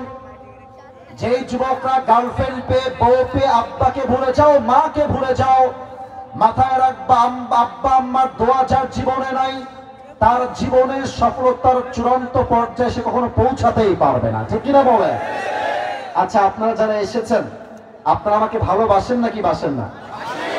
ভালোবাসেন নাকি বাসেন না? আচ্ছা, আপনারা হয়তো আমাকে ফেসবুকে, ইউটিউবে আগে দেখেছেন। আপনাদের কি মনে হয় বাংলাদেশে হাজার হাজার যুবকরা আমাকে ভালোবাসে নাকি বাসে না? আমি আসিফের এখানে বসে কথা বলার কোনো যোগ্যতা নাই। আমার স্টেজে আমার চাইতে যোগ্যতা সম্পূর্ণ আলেম আছেন, আমার ডানে আমার চাইতে যোগ্যতা সম্পূর্ণ ব্যক্তিরা বসে আছেন। তবে আমি প্রথম চান্স পেলাম কেমনে? আমি এটা মনে প্রাণে বিশ্বাস করি, আমার কোনো ক্রেডিট নাই, আমার কোনো যোগ্যতা নাই, আমার কোনো কাবিলিয়ত ইস্তেআদাদ কিছুই নাই। আমি এটা বিশ্বাস করি আমার সফলতার সবচেয়ে মূল সিক্রেট হলো আব্বা আম্মার দোয়া। যুবক ভাই ঠিক কিনা বলো? আব্বা আম্মার দোয়াকে তুমি মাইনাস করে দিও না। তুমি ভাবছো আমার গার্লফ্রেন্ড তোমাকে অনেক ভালোবাসে, না, বিপদে পড়লে বুঝবা বাপ মায়ের মতো আপন দূরে তার কেউ হতে পারে না। ঠিক কিনা বলে? 2 নাম্বার আব্বা আম্মার দোয়া লাগবে জীবনে আল্লাহকে পাওয়ার জন্য। 3 নাম্বার আল্লাহকে পাওয়ার জন্য নামাজ লাগবে। নামাজ ছাড়া জীবনে কোনো গতি নাই। একটা হাদিস বলবো, শেষ করে দিব। বলেন তো সবাই, ইসলামের দ্বিতীয় খলিফার নাম কি ছিল? ওমর। মাশাআল্লাহ। এবার সবাই বলবেন, ইসলামের দ্বিতীয় খলিফার নাম কি ছিল? ওমর ফারুক রাদিয়াল্লাহু তাআলা আনহু। এটা বড় মারাত্মক হাদিস। যারা আমার ওয়াজ বুঝতে চান এই হাদিসটা শুনলে আপনার জন্য এনাফ হবে ইনশাআল্লাহ। ওমরের কাছে একজন যুবক আসছে, তার নাম হলো আবু লুলু আল মাজুসি। এসে বলছে, ওমর, তোমার কাছে আমার ছোট্ট একটা অভিযোগ আছে। কি অভিযোগ বলো? বলছে, আমার যেই মালিক আছে সে প্রত্যেক দিন আমার কাছে 6 দিরহাম চার্জ করে। বলেন সবাই, কয় দিরহাম চার্জ করে? তো আমি এইটা দিতে পারি না, আমার কষ্ট হয়ে যায়। তুমি একটু কথাবার্তা বলে 6 দিরহামকে 2 দিরহাম করে দাও। তো ওমর ফারুক বলছে, আচ্ছা সমস্যা নাই, করে দিব। তবে একটা আমার প্রশ্ন আছে, তুমি আসলে কি করো? তোমার কাজ কি? তোমার ব্যবসার সোর্স কি? যুবক ডাক দিয়ে বলছে, ইয়া আমিরুল মুসলিমিন, আমি মূলত চাকু বানাই, চাকু। এবার সবাই আমার পেটের ডান দিকে দেখবেন, যতটুকু দেখা যায়। মাফ চাচ্ছি, আমি জানি দেখা যাবে না পরিপূর্ণ, যতটুকু দেখা যায় হাদিসটা বোঝার জন্য আমার পেটের ডান দিকে দেখবেন। প্রত্যেকটা আরব সর্দারের পেটের এই ডান দিকে একটা লম্বা খাপ থাকতো ছুরি রাখার জন্য। এটাকে আরবিতে বলা হয় খঞ্জর, বাংলায় আমরা বলি চাকু বা ছুরি। তো বলছে, ও আচ্ছা, তুমি খঞ্জর বানাও? তোমার তো লাখ লাখ টাকার ব্যবসা, তোমার তো 6 দিরহাম নয়, তোমার তো 10 দিরহাম চার্জ হওয়ার কথা। এই কথা শুনে ওই কাফের রেগে মেগে ফায়ার। ও ওমর, তোমার এত বড় সাহস! সবাই যেহেতু মুসলমান তাই তুমি সবার বেলায় নরম, আর আমি যেহেতু কাফের তাই তুমি আমার বেলায় গরম, তাই না ওমর? দেখেন কি হুমকি দিচ্ছে। বলছে, ওমর, তোমাকে আমি আজকে হত্যা করে ছাড়ব। হত্যার হুমকি দিয়ে বের হয়ে গেছে। ওমর ফারুক তো অবাক হয়ে গেছে, আর একজন কাফের আমাকে হত্যার হুমকি দেয় কোন সাহসে? অবাক হয়ে তাকিয়ে আছে। যুবকটা ডান দিক দিয়ে বের হয়ে গেছে। বিশাল লম্বা রাত মিলে ওমর ফারুককে হত্যা করবার জন্য বিশাল লম্বা একটা খঞ্জর বানিয়েছে। খঞ্জর কাকে বলে? ডানেও চাকু বামেও চাকু, এটাকে আরবি ভাষায় বলা হয় খঞ্জর। এবার বিশাল লম্বা খঞ্জর বানিয়ে পেটের এই ডান দিকে খাপের মধ্যে রেখেছে। এবারে তোমরা বলবো আমাকে, যুবক ভাড়া যারা এসেছেন, মুরব্বীরা, শীতকালে তো আমরা জ্যাকেট মুড়ি দেই, ঠিক আছে, বাট খুব বেশি ঠান্ডা লাগলে আমরা একটা জিনিস মুড়ি দিয়ে বের হই, এটার নাম কি? চাদর। মাশাআল্লাহ, চাদর। আমার কাছে চাদর নাই, তবে এই যে আমাদের স্যার চাদর পরে আছে, একটু বুঝবেন। চাদরের 2 পাশে 2টা পার্ট থাকে, একটা রাইট পার্ট, একটা লেফট পার্ট, ডান দিকে একটা বাম দিকে একটা। ওই যুবকটা প্ল্যান করে একটা বিশাল লম্বা চাদর নিয়ে আসছে। চাদরটা একটু আমার চেহারা দেখবেন, চাদরটা 2 পাশ থেকে ঝুলিয়ে দিয়েছে, আর চাদরের ডান দিক থেকে নিয়ে এই পুরো চাদরটা এমনে দিয়ে পুরো মুখটাকে সেই যুবকটা ঢেকে ফেলেছে। কেমনে? একটু বোঝার চেষ্টা করেন। মেয়েদের নেকাবের মতো, রাইট, একদম নেকাবের মতো। এবার ফজরের নামাজে আসছে মুনাফিকের রূপে। ওমর ফারুক এসেই ডাক দিয়ে বলছেন, সফু সুফুফাকুম, কাতার সোজা করো, কাঁধে কাঁধ মিলিয়ে দাও, আল্লাহু আকবার। سبحانك اللهم وبحمدك وتبارك اسمك وتعالى جدك ولا إله غيرك الحمد لله رب العالمين الرحمن الرحيم مالك يوم الدين। নামাজ শুরু করে দিয়েছেন ওমর ফারুক। সূরা ফাতিহা পড়েছেন, তারপর একটা কিরাত মিলিয়েছেন। কিরাত যখন শেষ হয়ে গিয়েছে ওমর ফারুক তাকবীর পাঠ করেছেন, আল্লাহু আকবার, রুকুতে চলে গিয়েছেন। ওমর ফারুক যখন রুকুতে গিয়েছেন আল্লাহু আকবার দিয়ে, পেছন থেকে ওই কাফের, নাম হলো আবু লু'লু আল মাজুসি, এক লাফ দিয়ে ওমরের সামনে চলে আসছে। পুরো মসজিদটা অন্ধকার হয়ে আছে, কেউ কাউকে দেখতে পায় না কে কোথায় আছে। ওমর ফারুক রুকুর মধ্যে গিয়ে তাসবিহ পাঠ করছেন, সুবহান রাব্বিয়াল আযীম। তাসবিহ যখন পাঠ করছেন, ওই কাফের চাদরটাকে এমনি ধরে ডান দিক থেকে লম্বা করে উড়িয়ে দিয়েছে, আর পিঠের এই পেটের ডান দিক থেকে বিশাল লম্বা খঞ্জর বের করে এমনি দাঁড়িয়ে আছে। ওমর উঠবে, একটা আঘাত। ওমর ফারুক তাসবিহ শেষ, সামিআ আল্লাহু লিমান হামিদা, উঠে গিয়েছে। আর ওই কাফেরটা সুযোগ বুঝে লম্বা একটা খঞ্জর দিয়ে ওমরের পেটে এই সোজা এমনি একটা পোঁচ দিয়েছে। এখান থেকে পোঁচ দিয়ে শেষ হয় নাই, বাম দিক থেকে নিয়ে আবার একটা পোঁচ দিয়েছে, ডান দিক থেকে আবার একটা পোঁচ দিয়েছে। তিনটা ছুরির আঘাতে হাদিসে আসছে ওমরের পেটগুলো কেটে নাড়ি ভুড়িগুলো সব বাহিরে বের হয়ে গেছে। আর ওমর ফারুক নামাজের মাঝেই চিৎকার দিয়ে বলছেন, কতালানি আল কাউ, আমাকে একটা কুকুর হত্যা করেছে, কে কোথায় আছে, আমাকে বাঁচাও। অজ্ঞান হয়ে উল্টে পড়ে গেছে। আর ওই কাফের ওমর ফারুককে ছুরির আঘাত করে পেছন দিক দিয়ে বের হয়ে যাচ্ছে। সাহাবায়ে কেরাম চিৎকার শুনে বুঝে গেছেন হয়তোবা কোনো একটা সমস্যা হয়ে গিয়েছে, হয়তোবা ওমর ফারুককে কেউ একজন আঘাত করেছে। একজন সাহাবী নামাজ ছেড়েই বলছে, ধর কাফেরকে।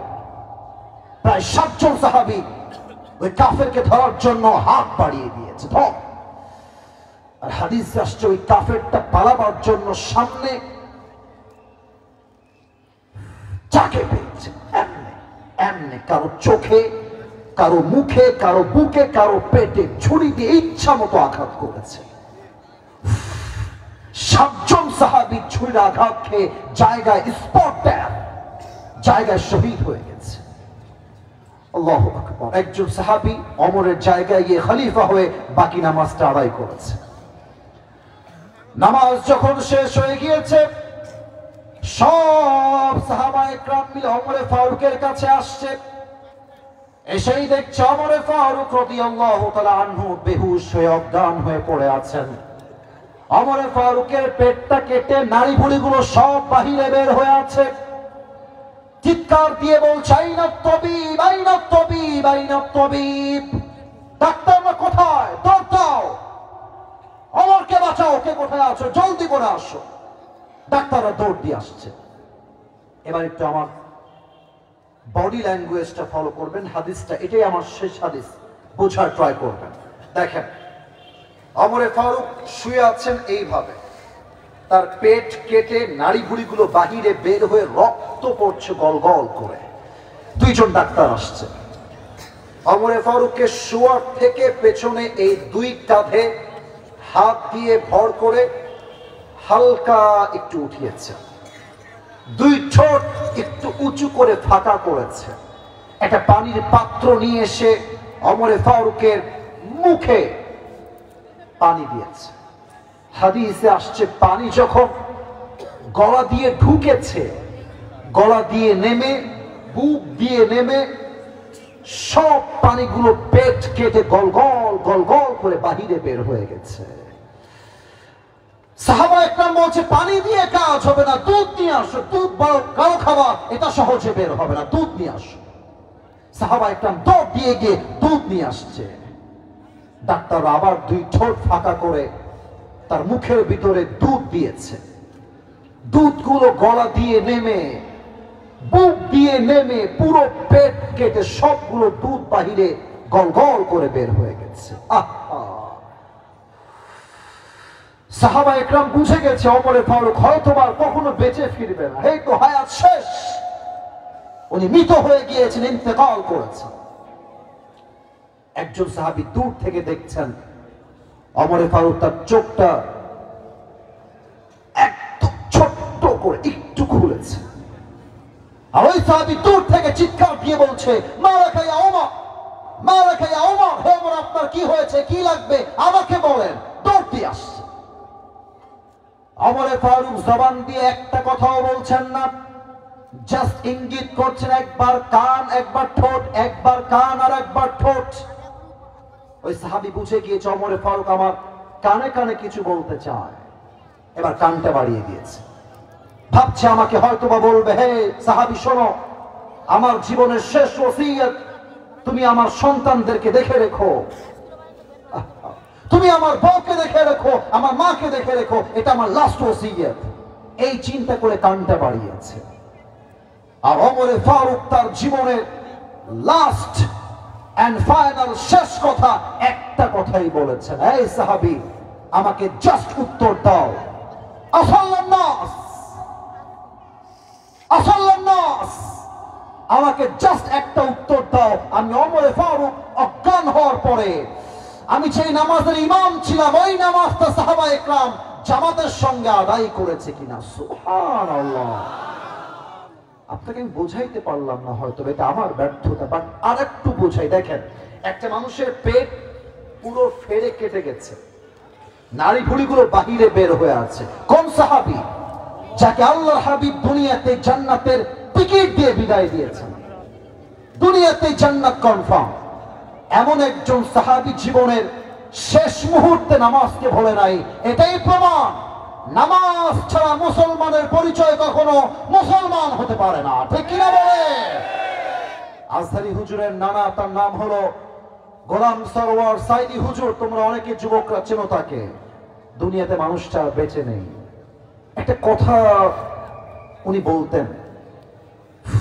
বলতেন যে নামাজ নাই যার, ঈমান নাই তার।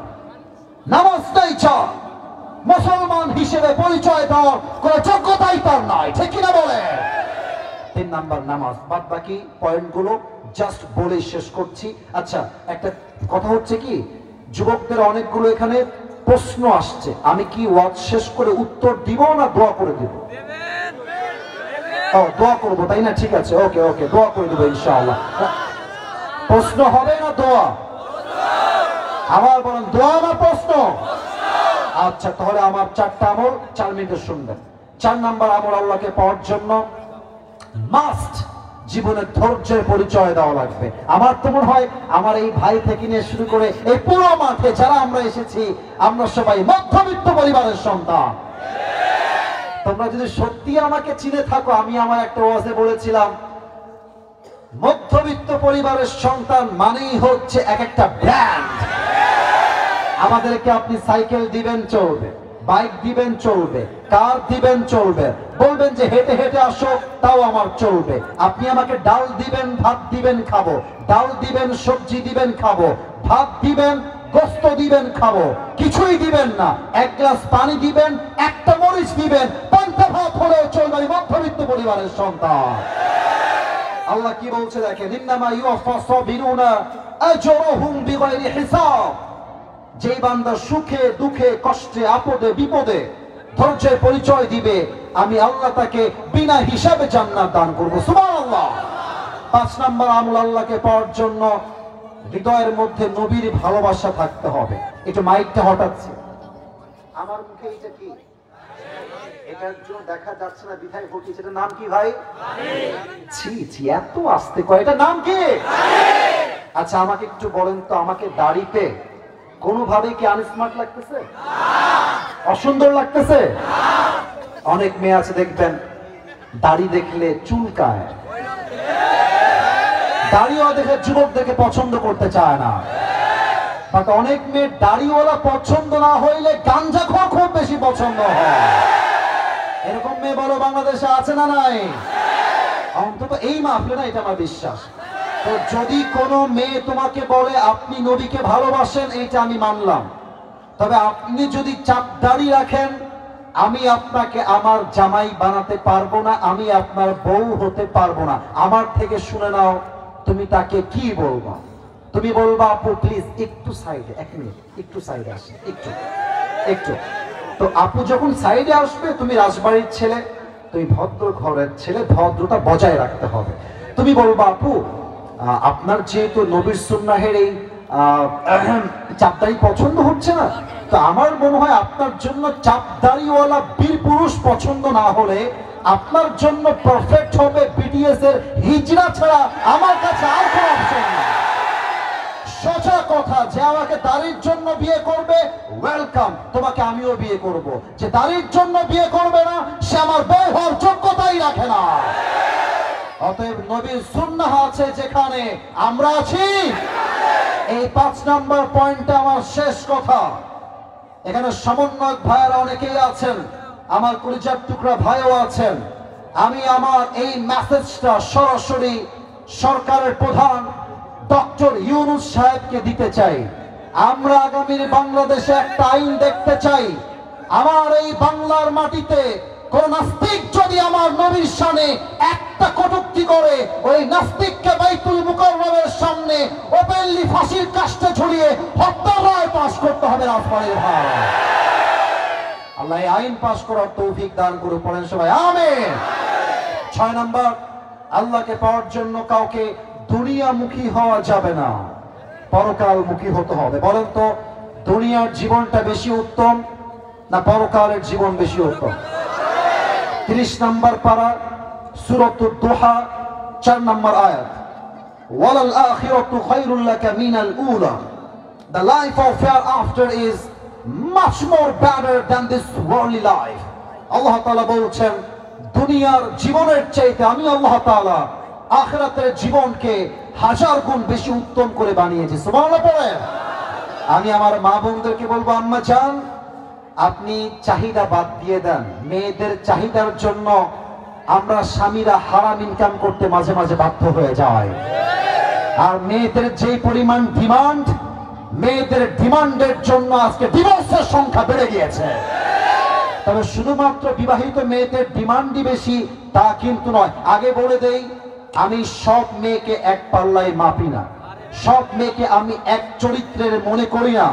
তবে কয়েকজন চরিত্রহীন মেয়ের জন্য হাজার হাজার চরিত্রবান মেয়ের বদনাম হয়ে যায়। রাজবাড়ির ভাই, অনেক মেয়ে বাংলাদেশে আছে, এদের রুচি আর চাহিদা এত নিচু হয়ে গিয়েছে, জাস্ট একটা আইফোন 16 প্রো ম্যাক্স পাওয়ার জন্য এরা কক্সবাজার পর্যন্ত চলে যায়।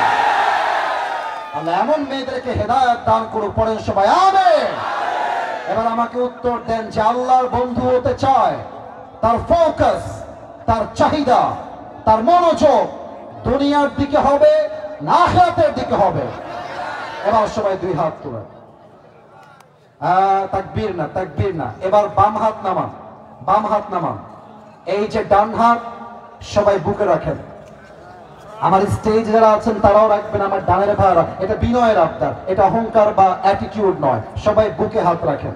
শেষ ভালো যার সব ভালো তার। 7 নম্বর আমলটা আমি সবাইকে প্র্যাকটিক্যালি শেখাতে চাই। 7 নম্বর আমল হলো তওবা এবং ইস্তিগফার। সবাইকে আমি তওবা পাঠ করাবো। রাজবাড়ির ভাইরা, এটা রেকর্ড হচ্ছে। আমি আশা রাখবো রেকর্ডের জন্য নয়, আমরা আল্লাহর দিকে তাকিয়ে আল্লাহর জন্য তওবা করব। আমি যেমনে করাই, you have to do like that. আমি যেমনে বলবো তেমনে আপনি বলবেন। সবাই আগে একটা কাশি দেন, বলেন জবান খুলে আল্লাহর দিকে তাকিয়ে, আল্লাহ। একটু জোরে বলেন, বলেন সবাই আল্লাহ, ও আল্লাহ তোমার শাহী দরবারে দিল থেকে তওবা করলাম। মাশাআল্লাহ। আবার বলেন তওবা করলাম। আর একবার দিল থেকে বলেন তওবা করলাম। ও আল্লাহ তুমি আমার জীবনে সব গুনাহ মাফ করে দাও। পড়েন সবাই আমিন। তওবার ছোট্ট আরেকটা অংশ বাকি আছে, এইটা প্লিজ আমার সঙ্গে ফাঁকিবাজি নয়, আপনার কমিউনিকেশন আল্লাহর সাথে হচ্ছে। দিলটাকে খালেস করেন, নিয়তকে খালেস করেন, মন থেকে বলেন, সবাই ডাক দেন, ও আল্লাহ আমি। এবার একটা কথা বলবো, এটা 3 বার বলবেন একের পর এক। বলেন সবাই, তোমাকে ওয়াদা দিলাম।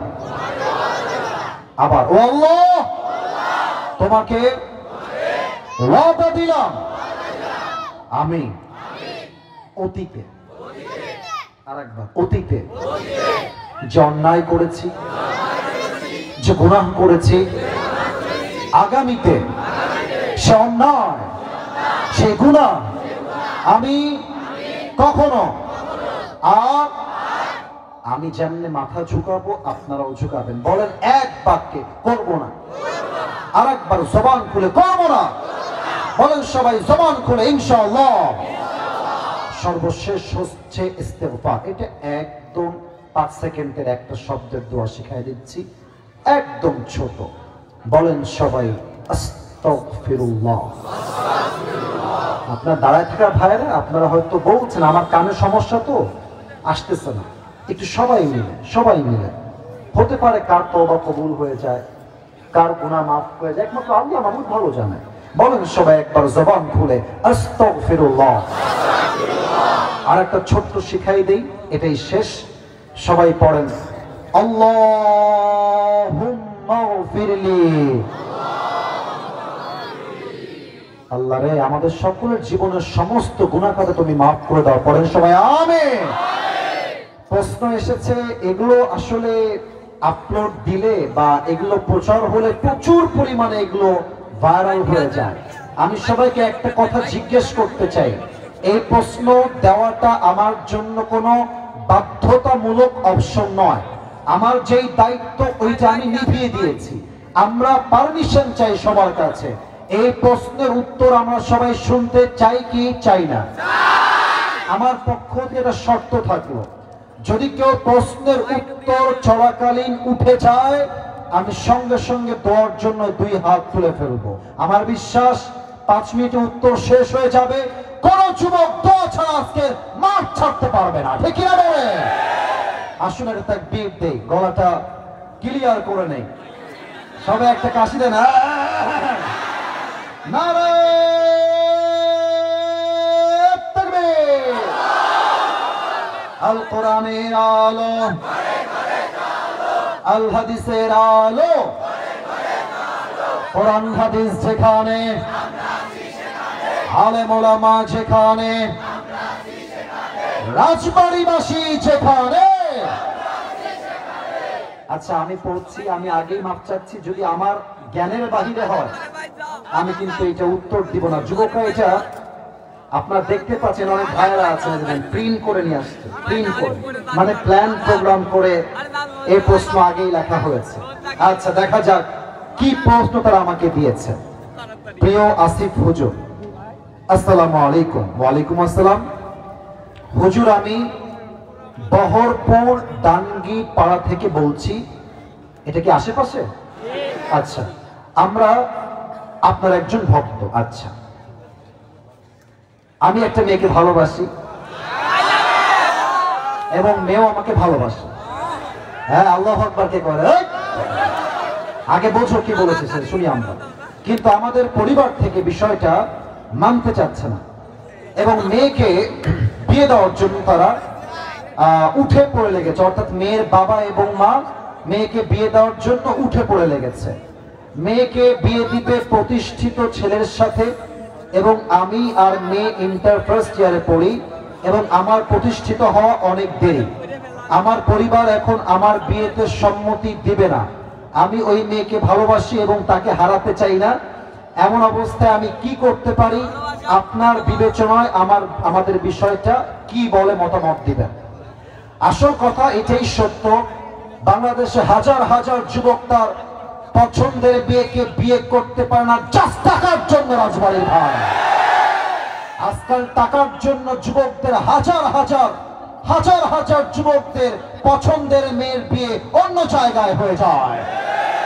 আমি তোমাকে বিনয়ের সঙ্গে বলবো, কলিজার টুকরা যুবক, একটু ধৈর্যের পরিচয় দাও, বাড়াবাড়ি বেশি করতে যেও না। মাথায় রাখবা তোমার এই বয়সটাই হচ্ছে আবেগের বয়স। 2টা পয়েন্ট মাথায় রাখবা, 2টা পয়েন্ট। 1, তোমার বাবা এবং তোমার মা, তাদেরকে কনভিন্স করার জন্য you have to try your best level. সর্বোচ্চ দরকার হলে বাবার পায়ে ধরবা, মায়ের পায়ে ধরবা যে মা তোমার দোয়া ছাড়া আমি বিয়ে করতে চাই না গো মা, প্লিজ তুমি একটু হেল্প করো আম্মা। বাবার পা ধরবা, আব্বা প্লিজ বোঝার চেষ্টা করো, আমাকে বিয়ে না দিলে আমার দিন দিন চরিত্র নষ্ট হয়ে যাচ্ছে, আব্বা প্লিজ বোঝার চেষ্টা করো। আর সেই আব্বাদেরকে বলবো, যে আব্বারা সন্তানকে সঠিক বয়সে বিয়ে দিচ্ছেন না, আপনার ছেলে বিয়ে না হওয়ার জন্য যত জায়গায় জেনা করবে, যত মেয়ের সঙ্গে অন্যায় জড়াবে, আমি আসিফ আপনাকে 100 ইনশিওর করে বলছি, আপনি বাবা হিসেবে আপনার সন্তানকে সঠিক বয়সে বিয়ে না দেওয়ার জন্য এই প্রত্যেকটা জেনার দায়ভার কিয়ামতে আপনাকে বহন করতে হবে আব্বা জান আমার। এক নাম্বার কথা, আব্বা আম্মাকে বোঝাবা, পা ধরবা। যদি আব্বা আম্মা না বোঝে, আলেম ওলামা নিয়ে যাবা, আলেমদেরকে দিয়ে বোঝাবা, মুরব্বীদেরকে বোঝাবা। যদি আব্বা আম্মা এতেও না মানে, সোজা তোমার নিজেরাই বিয়ে করে ফেলবা।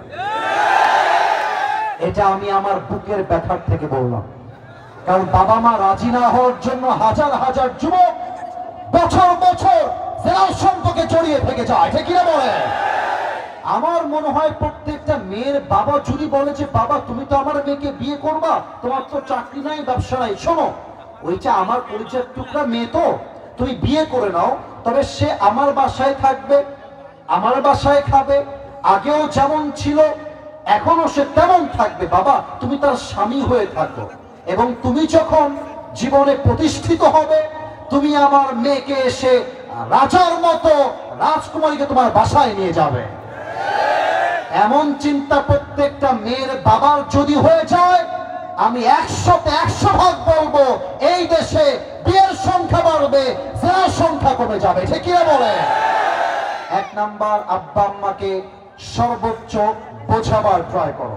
সেকেন্ড কথা, একটু তিতা মাথায় রাখবা, তুমি যেই মেয়েকে ভাবছো যে এই মেয়েটাকে বিয়ে করলেই my life is settle, I don't want anything in my life, এই মেয়েটা পেলেই আমার জীবন ধন্য, আমি সুখী হয়ে যাও, বাবা আজকে মনে হচ্ছে রাজরানী, কালকে মেয়েটার কাল লাগিনি হতে বেশি একটা সময় লাগবে না।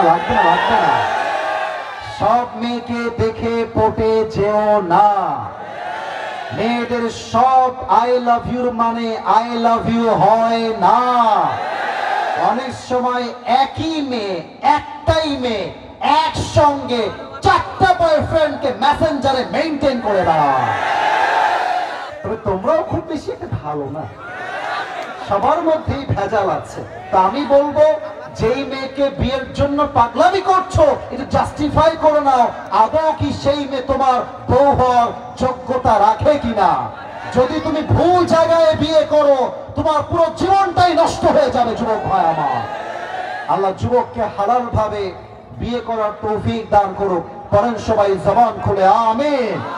আর একটা প্রশ্ন আসছে, তবে আমি মাফ চাচ্ছি, আমাকে অনেক দূর যেতে হবে, আমার সকালবেলায় প্রোগ্রাম আছে, আমাকে আর্লি ঘুমাতে হবে, না হয় ফজরের জামাতটা আমার মিস হয়ে যাবে। আমি সবাইকে আবদার রাখবো, আপনারা অত্যন্ত সুশৃঙ্খল, আপনারা আজকে প্রমাণ করেছেন রাজবাড়ির সন্তানরা অভদ্র ঘরের সন্তান নয়, আমরা সবাই ভদ্র ঘরের সন্তান, ঠিক কি বলে? একটা আবদার শেষ, আমি দোয়ার সময় কেউ সেলফি তুলতে এখানে আসবেন না। এই যে ওনারা আলেম ওলামা ভাইরা আছেন, রাগ করবেন, আমি যখন নেমে যাব দোয়া করে, দোয়ার একটা আদব আছে, হ্যাঁ আমি অনেক জায়গায় দেখি আমি দোয়া করছি, মেয়েরাও সেলফি তুলতে আসে, আমি অবাক হয়ে যাই। না না, এটা হাসির জন্য বলি না, খবরদার না, আবেগ দিয়ে না, বিবেক দিয়ে। আমি শুধুমাত্র এই ঝামেলার জন্য বাসা বাড়িতে খাওয়া বন্ধ করে দিয়েছি, আমি কোনো মাহফিলে খাই না, এরাও জানে আমি খাই না, কারণ আমি মাহফিলে রুমে বসে থাকি, আমার প্রিয় বোনেরা মায়েরা রুমে ঢুকে যায়। আমি বলছি না তারা অন্যায় করে, বাট এটা আবেগ। বাংলাদেশে এইসব ইস্যু আসলে খুব বেশি ট্রল হয়, মারামারি হয়, আর মানুষ তো অনলাইনে বোঝে না, যাকে যাকে হিংসা করে, পরিস্থিতি না বুঝে বাজে মন্তব্য করে দেয়, ঠিক কিনা বলে? আমি তোমাদের পায়ে হাত রেখে বলবো, দোয়ার সময় কেউ সেলফি তুলতে আসবো না। আমার দোয়া যখন শেষ হয়ে যাবে, আমি ডানে যাব, তোমাদের যার মন চায় হাত মিলাও, যার মন চায় সেলফি তুলো, আমার হাতে ওই যে গাড়িতে উঠবো হাতও মিলাবো, কিন্তু দোয়ার সময় কেউ ডান বাম হবেন না, দোয়ার সময় জাস্ট দোয়া হবে। রাজি আছেন তো সবাই ইনশাআল্লাহ? এটা একটু খ্যান খ্যান করছে, একটু ঠিক করে দাও। কই যায় ওটা, কই যায় ছেলে? আমার দিকে তাকান সবাই। দুরূদ শরীফ পড়ুন। আল্লাহুম্মা সাল্লি আলা মুহাম্মদ ওয়া আলা আলি মুহাম্মদ কামা সাল্লাইতা আলা ইব্রাহিম ওয়া আলা আলি ইব্রাহিম ইন্নাকা হামিদুম মাজিদ।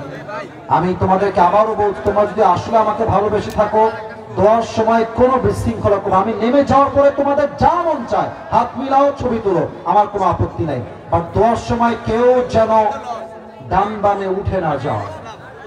আলহামদুলিল্লাহি রাব্বিল আলামিন والصلاة والسلام على سيد الأنبياء والمرسلين وعلى آله وأصحابه أجمعين رب العالمين।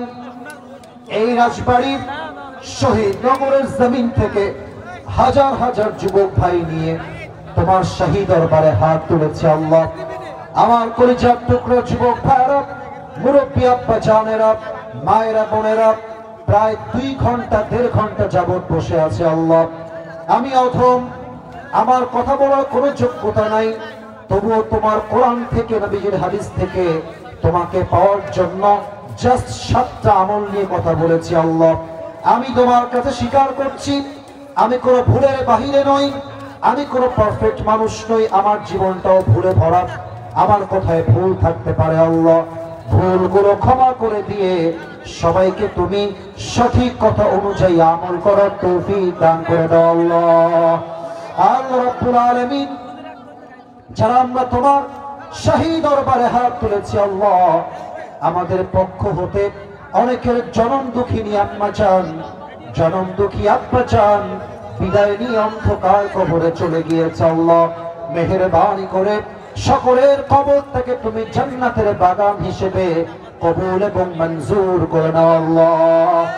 আল্লাহ রাব্বুল আলামিন, আজকের এই যুব সমাজ দিনরাত পরিশ্রম করে মাথার ঘাম পায়ে ফেলে তাজা রক্তগুলোকে পানি করে আজকের এই প্রোগ্রামটাকে বাস্তবায়ন করেছে আল্লাহ। আমার কলিজার টুকরা যুবক ভাইদেরকে তুমি ইসলামের সৈনিক হিসেবে কবুল এবং মঞ্জুর করে নাও আল্লাহ। আল্লাহ রাব্বুল আলামিন, আজকের এই মাহফিল তারা যেমন সফল করেছে, বাস্তবায়ন করেছে, নেক্সট বছর এর চাইতে আরো সুন্দর মাহফিল যেন তারা করতে পারে আল্লাহ, সেই তৌফিক আমাদের সবাইকে, কলিজার টুকরা যুবক ভাইদেরকে বিশেষ করে পরিপূর্ণরূপে তৌফিক দান করে দাও আল্লাহ। আল্লাহ রাব্বুল আলামিন, আমার বাম পাশে, আমার ডান পাশে, আমার পেছনে এই মাহফিলের মান্যগণ্য ব্যক্তিবর্গরা বসে আছেন, সভাপতি, প্রধান অতিথি, আল্লাহ রাব্বুল আলামিন বিশেষ অতিথিবৃন্দ যারা এই প্রোগ্রামে আজকে অ্যাটেন্ড করেছে আল্লাহ, সবাইকে তুমি ইসলামের সৈনিক হিসেবে কবুল এবং মঞ্জুর করে নাও আল্লাহ। আমার কলিজার টুকরা সম্মানিতা মায়েরা, বোনরা যারা হাত তুলেছে আল্লাহ, আমার মা বোনদেরকে তুমি ফাতেমা রাদিয়াল্লাহু তাআলা আনহার চরিত্রে চরিত্রবান হওয়ার তৌফিক দান করে দাও আল্লাহ। আল্লাহ রাব্বুল আলামিন, দয়া করে মেহেরবানি করে আজকের যে যুবক ভাইরা এই তাফসীর মাহফিলে অ্যাটেন্ড করেছে আল্লাহ, প্রত্যেকটা যুবক ভাইকে তুমি 5 ওয়াক্ত নামাজি যুবক হিসেবে কবুল এবং মঞ্জুর করে নাও আল্লাহ। আল্লাহ রাব্বুল আলামিন, দয়া করে মেহেরবানি করে এই মাহফিলকে বাস্তবায়ন করবার জন্য যারা অর্থ দিয়ে, শ্রম দিয়ে, মেধা দিয়ে সহযোগিতার হাত বাড়িয়েছে আল্লাহ, সকলের দানকে তুমি তোমার সন্তুষ্টির ওয়াসিলা হিসেবে কবুল এবং মঞ্জুর করে নাও আল্লাহ। আল্লাহ রাব্বুল আলামিন, সর্বশেষ একটা দোয়া করে তোমার শাহী দরবার থেকে বিদায় নিব আল্লাহ। আল্লাহ রাব্বুল আলামিন, আজ যেমন আমরা সবাই তাফসীর মাহফিলে একসঙ্গে বসতে পেরেছি আল্লাহ, আমরা যেমন আজকে এই জান্নাতের বাগানের মেহমান হতে পেরেছি আল্লাহ, মৃত্যুর পরে আমাদের সবাইকে তুমি জান্নাতুল ফেরদাউসের মেহমান হিসেবে কবুল এবং মঞ্জুর করে নাও আল্লাহ। রব্বানা তাকাব্বাল মিন্না ইন্নাকা আনতাস সামিউল আলিম ওয়া তুব আলাইনা ইন্নাকা আনতাত তাওয়াবুর রহিম। সুবহান রাব্বিকা রাব্বিল ইজ্জাতি আম্মা ইয়াসিফুন وسلام على المرسلين والحمد لله رب العالمين.